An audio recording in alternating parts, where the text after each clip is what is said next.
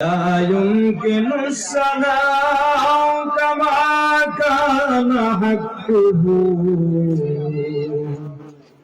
لا يمكن السلام كما كان حقه بعد الخدا بزرگوتی قصہ مختصر আল্লাহ বাসেক সাদি রহমাতুল্লাহ আলাইহি বলেন, আমার মতো নগণ্য মানুষ ওই রকম মহামানবের তারই প্রশংসা কি করব? তবে এতটুকু বলে দিতে পারি, আল্লাহর পরে